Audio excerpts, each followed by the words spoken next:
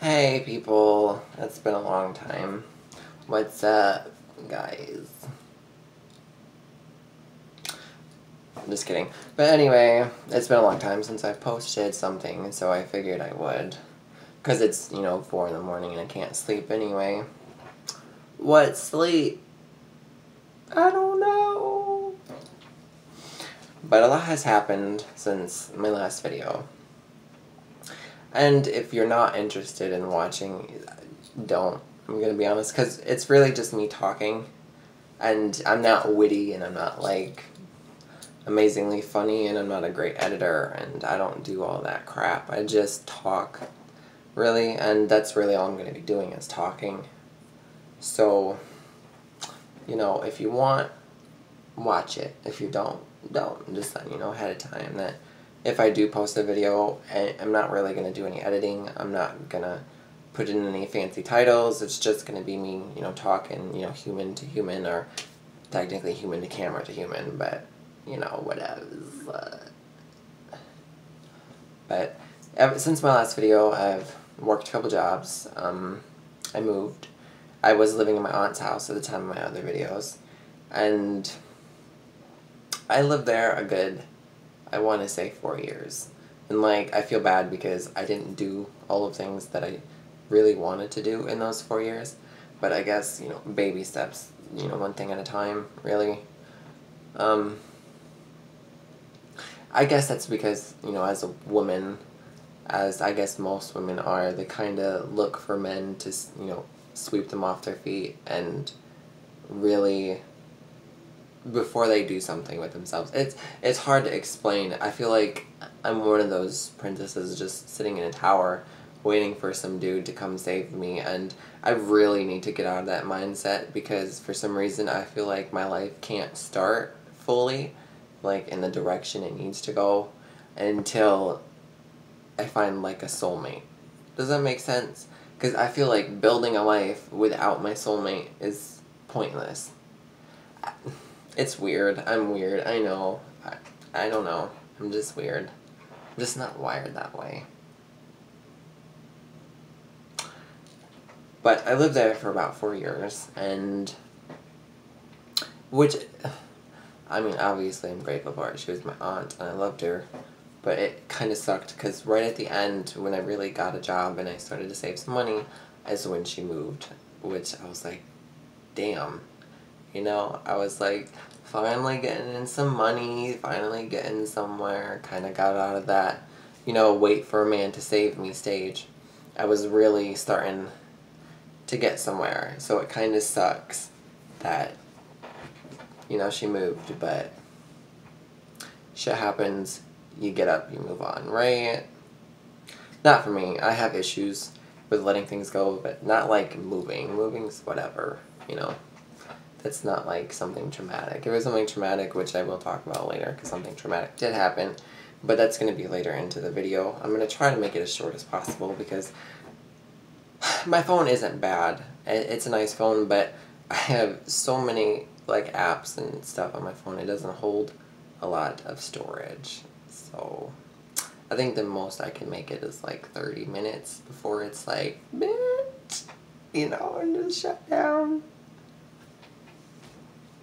But I moved, and I was working those 2 jobs, and it was nice because I was saving up some money, and I felt like I was really getting somewhere. And then I moved here, and the main reason I moved here was because, for one, my sister needed help with her kids. I mean, she's married, but they both work, at the same time.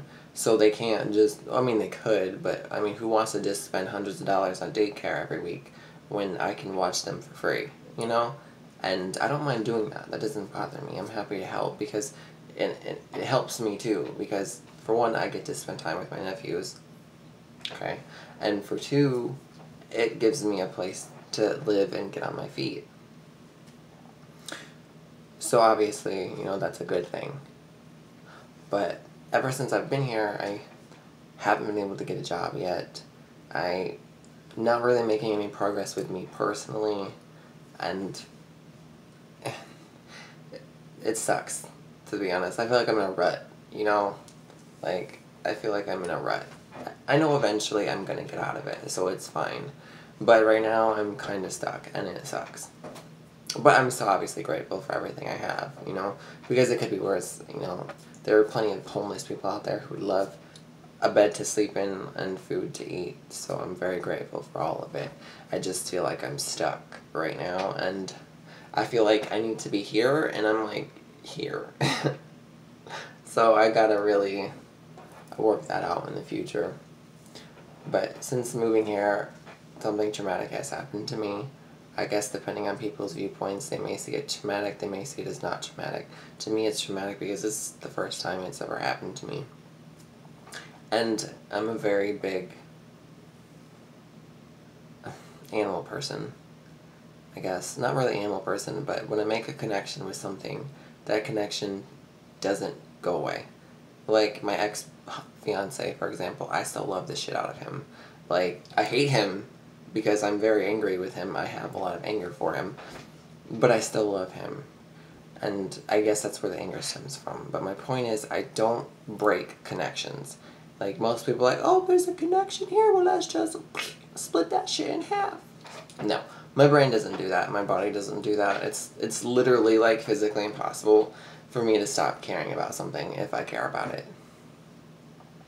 So, in my last video, not my last video, in one of my last videos, if you guys have watched them, I show you my cat.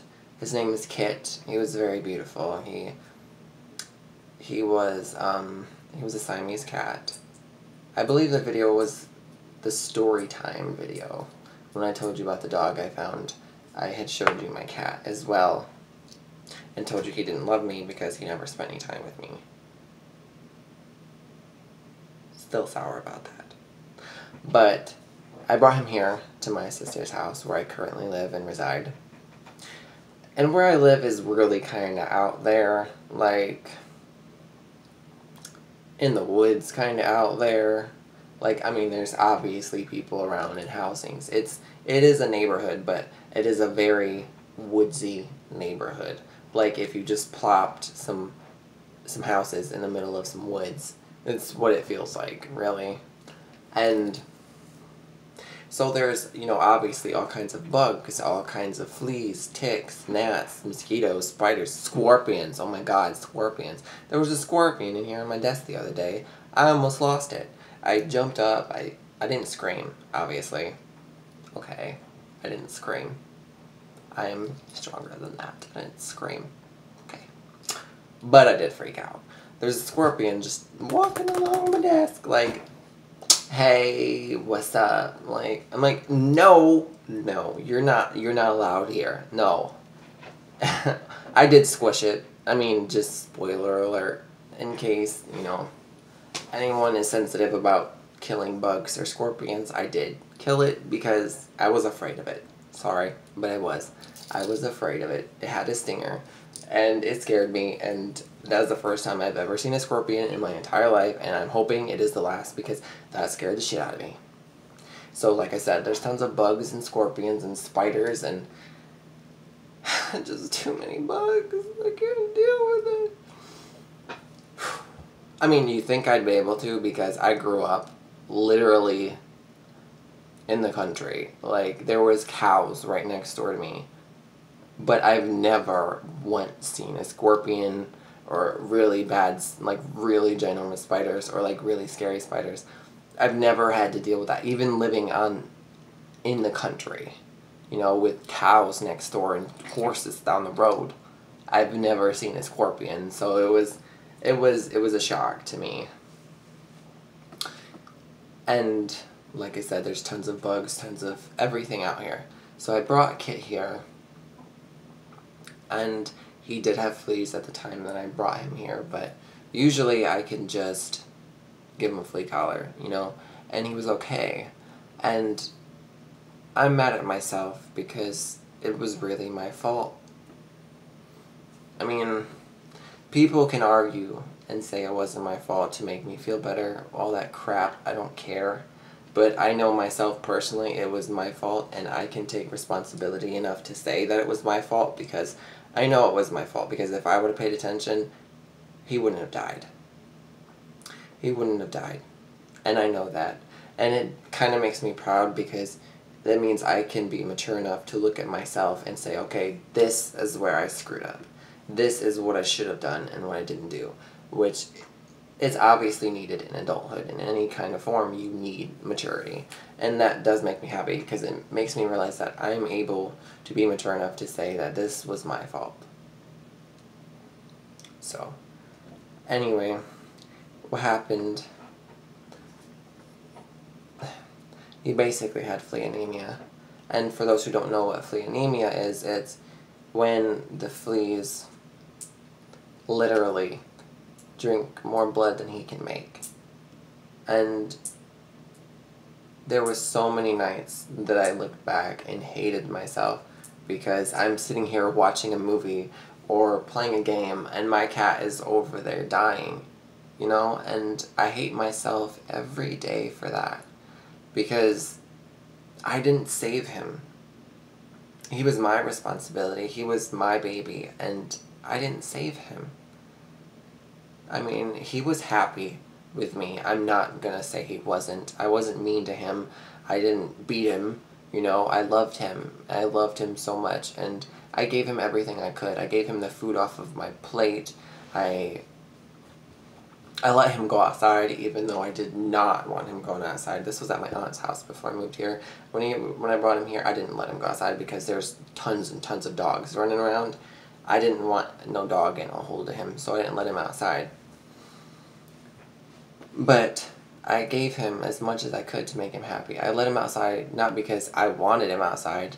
I hated it. I let him outside because I knew it made him happy. And I wanted him to be happy for all the time that he had here on this earth. So I let him literally essentially do what he wanted to do because it was his life. He was my baby, don't get me wrong, and most people are like, I control my pet's life. My pet don't do anything I don't want him to do. But me, I can't do that because I'm a big freedom person, and he wanted to go outside. He was a very kind of prowling cat. He liked to be outside. It made him happy. So I'm not going to deprive him of his happiness. Even though it was torture for me, you know, as his mother, it drove me crazy. I'm not going to lie. But I knew it made him happy. And I know he was happy because I would give him hugs and kisses and cuddles, and it was so funny because I would do this thing where I'd come up to him, you know, I'd be like, cat baby, and he'd look up at me, and I'd kind of get on the ground and just, like, nudge him, and he'd, like, fall over. It was so adorable, and I would just pet him, and I would kiss his face, and I don't care whatever, if he ever did try to get away, because obviously, you know, animals are going to try to get away when you give them kisses, but I know he liked it, okay, because he always let me do it. And he'd even sometimes come to get some. So he used to lay in my lap all the time when I was playing on the computer. He used to lay in my arms when I was asleep. He was happy with me. I know he was because I loved him. And I'm very proud of myself for loving him as much as I did. But because of how much I loved him, I'm not the kind of person that can break connections, as I told you before. I have a hard time letting go and dealing with the fact that he's dead. You know, he died on June 15th, which was last month, but, so it's been over a month. Over a month. This will be the second month, once it hits 15th of this month, that he's been dead. It's only been about a month. So, but it's still hard for me, because I never wanted to bury him. Obviously, I expected him to die at some point, but I never expected it to be my fault. I didn't expect to lose him to fleas. I never thought fleas could kill animals. I mean, I knew they were pests, and I knew they were annoyances, and I knew they could become a problem, but I literally, I mean, as stupid as you may think it is, or it may sound completely idiotic to you, but I literally never been told or read or seen anything that said, you know, fleas can and will kill your animals if not strictly attended to. You know, obviously it's not going to kill your animal every time, even if you don't treat it within a month or two. But there's a very strong possibility that because there's nothing but carpet here. And I didn't know that fleas could just jump off and live in the carpet and plant eggs and all this other crap. I didn't know all of this stuff about fleas. Obviously, now I do. But my point is, at the time, I didn't know any of that was possible. So because of it, because of my ignorance, and because I've never seen vets really say, you know, treat your pets or they will die.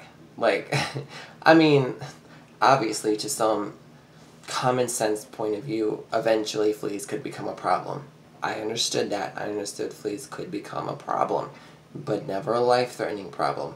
I just thought it was something that, you know, could at most make them sick and make them puke or make them have worms or something. I never really thought that they could just drain them of all their blood. I didn't. I honestly didn't. And because of that, like I said, my baby lost his life, and I don't know how to live with that. I don't know how to cope with that.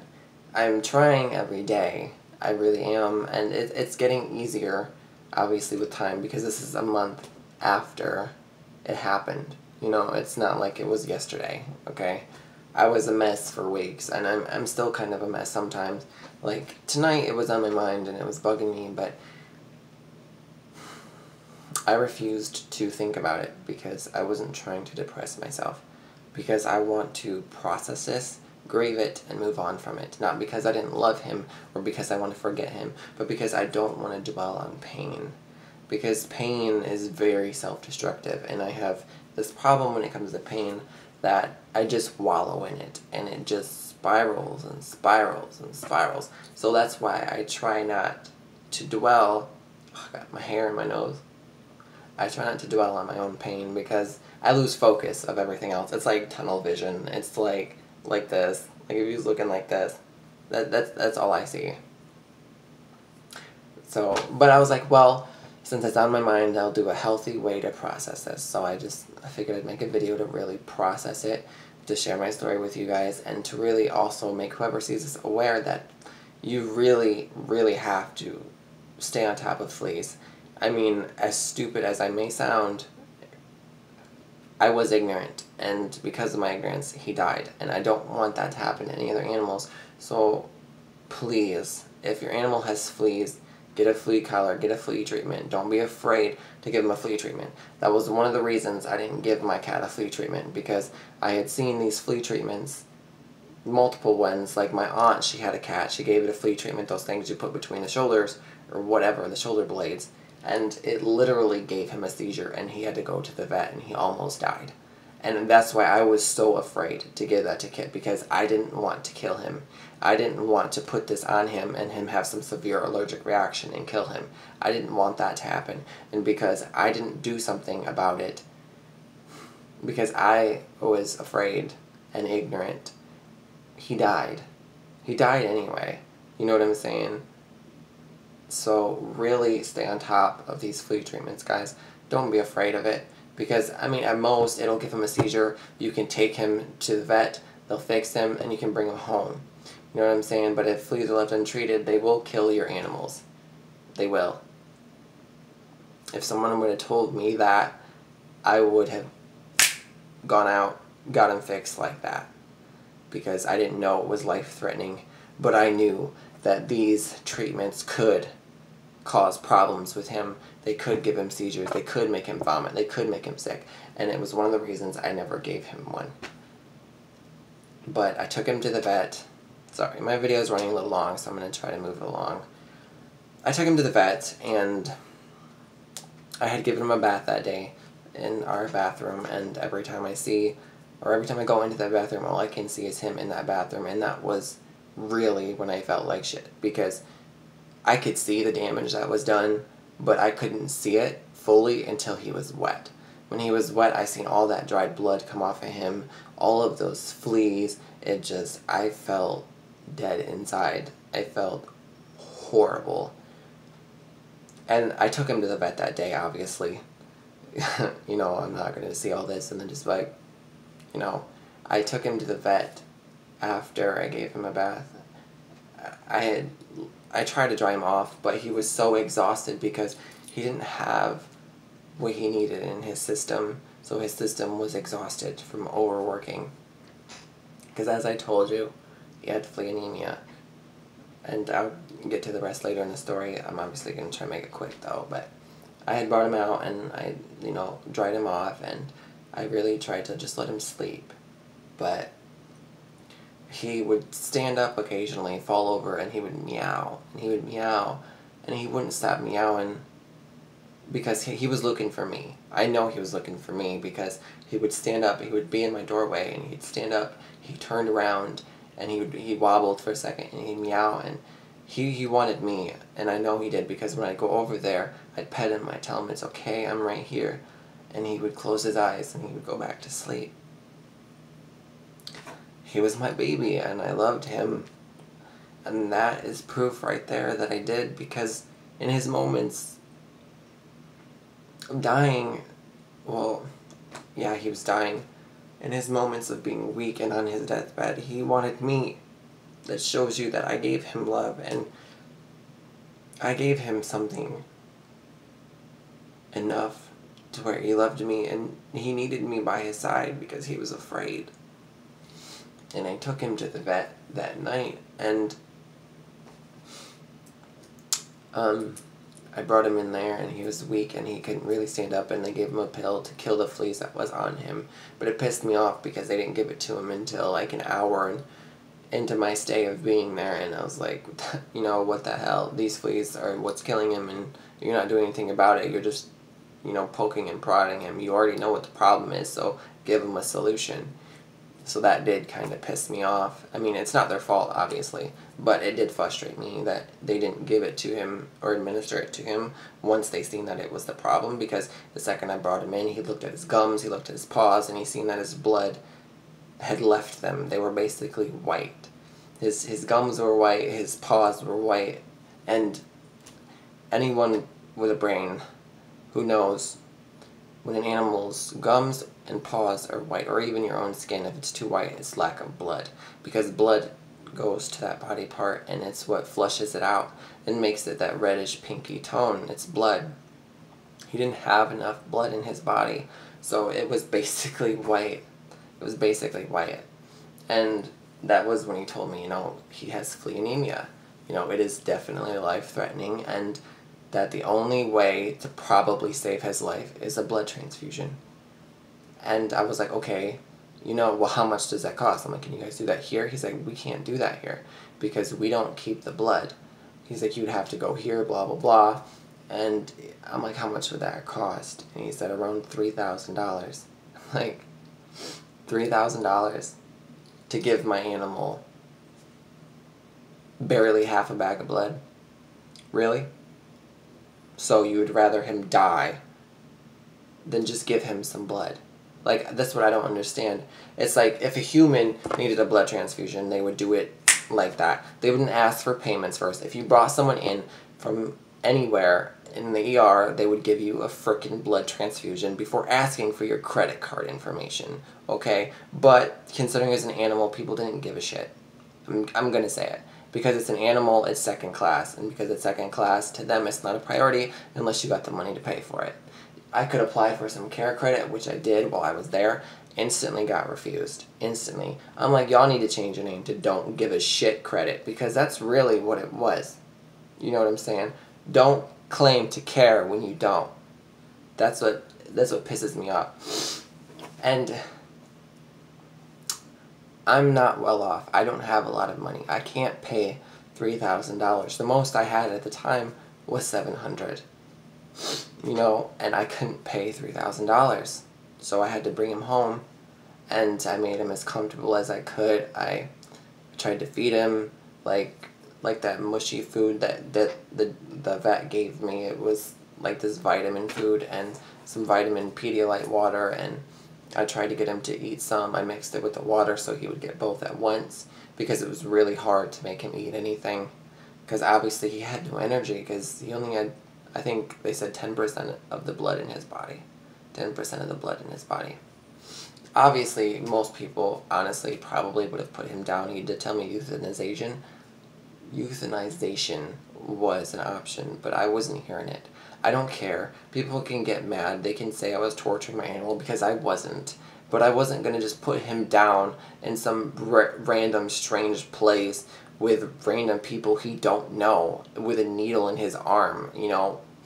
Like, I'm not doing it. I wasn't doing it, and I wasn't hearing it. So I brought him home, and I set him up in a bed on a couch in a flealess room because he had never been in that room. So I know there couldn't really be fleas in there, and if there was, it wasn't that many. I knew it couldn't be a lot, so I put him in there, and I laid with him the entire night. I pet him, I fed him, I gave him water, I did what I could. I was there the whole time. I was pretty much awake the entire night up until like 2, 3 the next day. And then I went to sleep around, 2, 3 p.m. I slept till 5. But they said he probably wouldn't lasted through the night, but he lasted through all of that night. And I was able to sleep with him one more time in my arms, which I was grateful for because it gave him more time with me and me more time with him. Because he was a fighter. He wasn't just going to let go. He really, really tried to stay. Okay? And I really got to hurry up because this video is getting on long.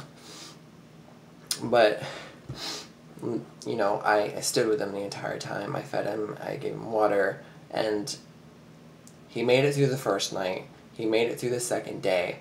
But around 12:15 on June 15th, which was the next night. So he made it, the next night and day when they said he'd probably die that night. I kept him alive for the next night and the next day, holding him, cuddling him, and he was comfortable. He wasn't in pain, otherwise I would have put him down, but he wasn't in pain. The vet said he wasn't in pain, he was just really exhausted because he didn't have a lot of blood in his system. So before anyone gets mad, he wasn't in pain, he was just exhausted. Okay, he was really tired. That was it. That was the extent of his pain. But I had slept that, a few hours, and then I got up, because I obviously wanted to get back up with him, but he was looking really strange, like he was just looking off. He wasn't really looking when he was looking, you know what I'm saying? I could tell he was dying. I knew he was dying, I could see it. I didn't want it to be true, but he was dying. So I held on to him, and I petted him, and I petted his paws. The only time he would close his eyes is when I was petting his paws. So I would keep petting his paws, and he'd close his eyes. He would get mad sometimes, but I didn't give a shit. He was my baby. I'm going to pet him. I'm going to love him. I'm going to give him and make him comfortable. He can get mad at me for trying to shift him and move him to make him comfortable, but I wasn't hearing it. It's just like anybody else who is on their deathbed. They get pissed at you when you try to make them more comfortable or when you move them because they're dying. But I wasn't hearing it. I made him as comfortable as I could. I gave him as much love as I could. I did everything I could. He died in my arms that night. And to this day, I'm still happy that he died with me and not some random stranger. Because he knows I loved him. And I was there for him until the end. He actually, I don't really want to make this too graphic, but he came back a few times. It wasn't a few times. It was just maybe once. I want to say it was once, but he stopped breathing. And then he started again. And it looked like he basically looked like he died. And then he came back for a second. Because, I was holding him, petting him, and loving him, and, telling him he can do it. He's strong enough. And he tried. He fought really hard to stay with me. He did. And I fought as hard as I could to keep him here. And I fought as hard as I could to love him and cherish him and make him as comfortable as I could. I learned by this mistake, never to let this happen again. I don't even know the next time I'm going to be able to have an animal because I don't know if I can handle it. The emotional stress, this is a lot of emotional stress for me. And I already have enough emotional stress, so I don't know the next time I'm going to get a pet. Not until I know 100% that I can really fully, completely look at every aspect of that animal and say, okay, he's good, I want to make sure this is something that I can do before I bring another cat into my life, or any kind of animal. But anyway, that's kind of what's happened in the last couple months. I mean, obviously that's not everything because it's been months, but just, guys, pay attention to your animals because fleas can kill them. I know some of you guys will probably call me an idiot and whatever, but I really didn't know. I really didn't know. And I feel bad about it every day. No one can hate me more than I can hate myself right now. But I know I love him and I will cherish him. And I made a video for him. I'll probably put it up on my channel as well. So if you guys do want to see it, it'll probably be put up a little while after this one. So thank you guys for listening. It's just me. Anyway, have a good night.